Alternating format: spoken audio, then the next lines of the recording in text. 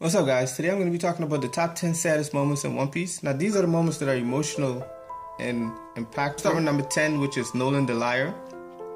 Now, we all know Nolan the Liar was an explorer slash botanist. Now, he made a great friend when he discovered the island, when he discovered the Gold Island. And they were also sick, and he helped heal the sick. And he also tried to prevent any others from getting sick. Now, this was misunderstood by the people of the island. So, Nolan ended up leaving, and the people of the island didn't understand why he left until it was too late, and understood why he cut down all the trees. When Nolan went back to his hometown, he told everyone what he had discovered, which was the City of Gold, but no one believed him. And when they went back to rediscover the island, it was not there. So he was basically hung for telling a lie, but it really wasn't a lie, but the people just didn't believe it. It was kind of sad because he also made a great friend, and he told his friend that he'll be back one day, and his friend waited, but then they got blasted into the sky. And when Nolan came back, they weren't there. He died not knowing what happened to them. And number 10 is Brook's crew playing to death. When Luffy discovered Brook on an abandoned ship, we got a flashback into Brook's past of his crew and how they died. It was quite sad because Brook had to spend all those years alone by himself until Luffy discovered him.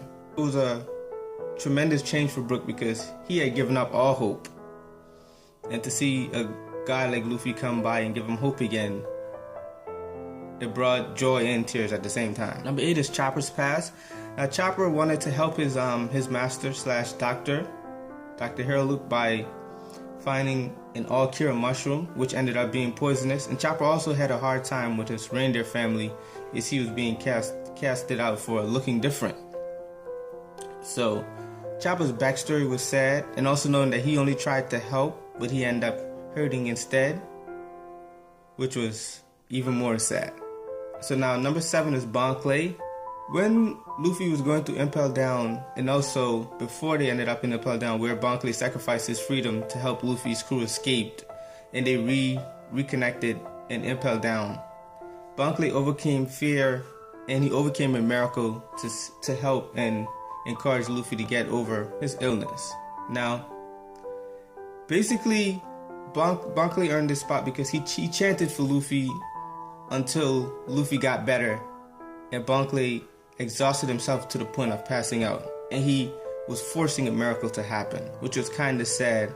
But also, number 7 is Water 7 and the Going Merry, and Usopp's loss.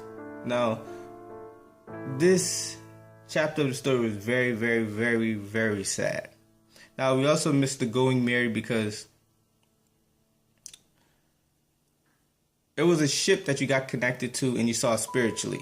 And to see it deteriorate and having to be replaced was kind of sad.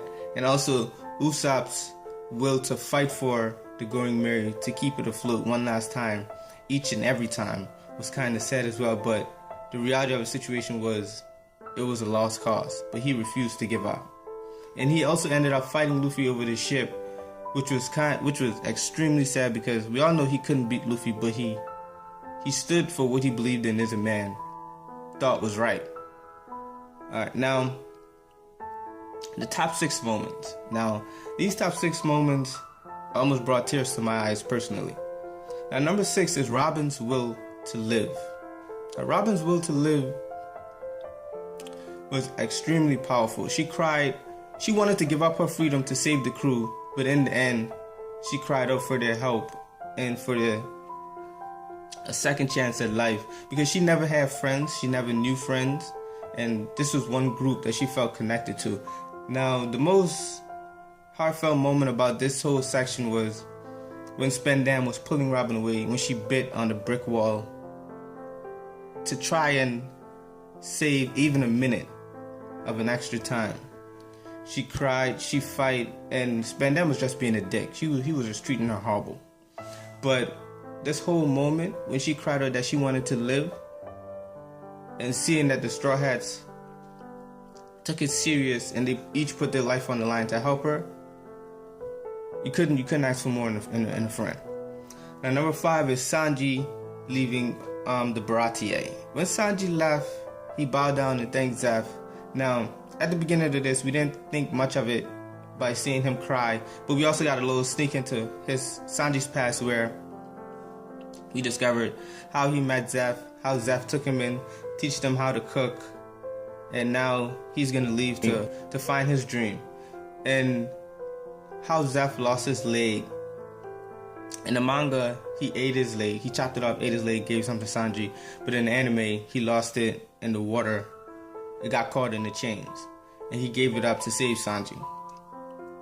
Now, also, currently in the story now, we're in the Sanji's arc in the manga, where we get to see more into Sanji's backstory, which it kind of go into more depth of an explanation of why we understood why Sanji cried before he left, and his connection with Zeph. Number 4 almost made me cry personally, and it brought tears. Almost brought me to the brink of crying.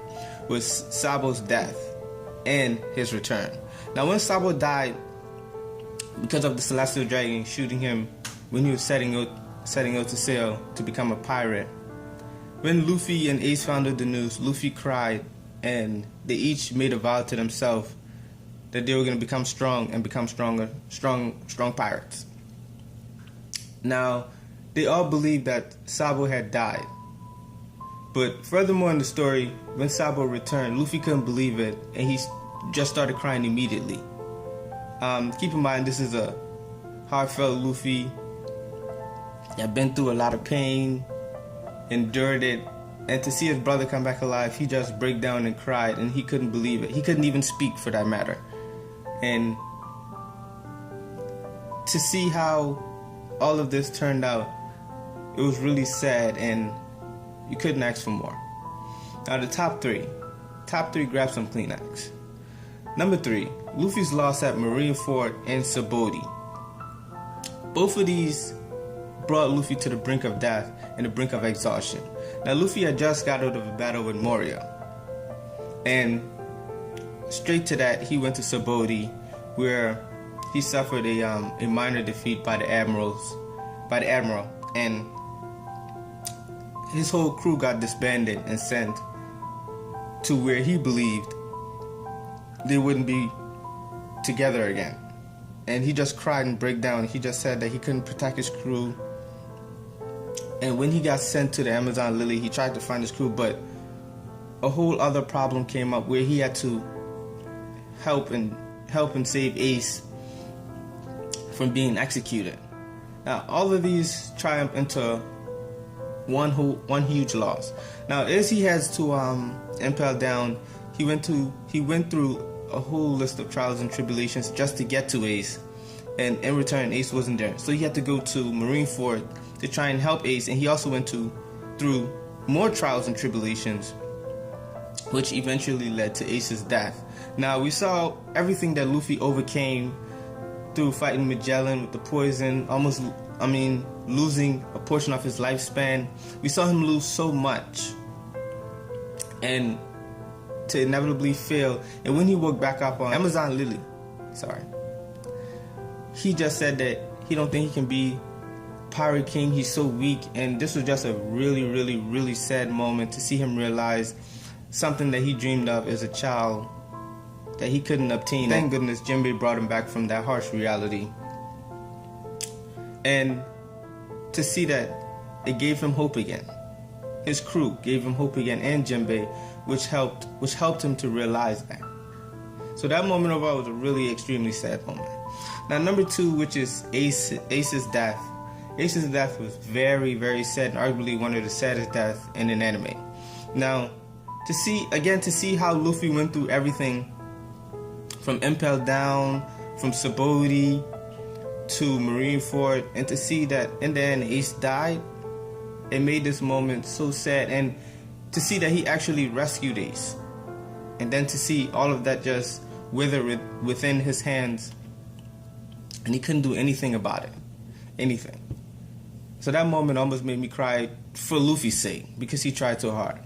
Now, number 1, Number one is Dadan. Now I'm gonna give it to Dadan because Dadan played the role of Luffy's mother, basically throughout the whole story. Luffy, Ace, and Sabo's mother. Now, during the war, they basically was watching the war, and when Garp came back, she basically punched Garp and said that you could have helped. And this showed that throughout the years, Dadan became attached to Luffy, Ace, and Sabo, even though they weren't her kids, and Garp just tossed that baggage on her. She became attached, and she tried to help and grow them in a right way. And basically, she just punched Garp in the face and kept beating on him and crying. This was emotion that we didn't know that she had for Luffy, Sabo, and Ace. But we know that Luffy, Sabo, and Ace those respected and loved Dadan. But we didn't think the same, vice versa. So after that, and she found out that Luffy was alive, it brought tears to her eyes to see that Luffy is still there and hanging on, which is what she hoped for. And this moment overall was very, very, very sad. I almost cried. Every time I watch the scene now, I always almost cry. Always. And this is my most favorite saddest moment in One Piece. I hope you guys like, comment, subscribe if you guys want to see more.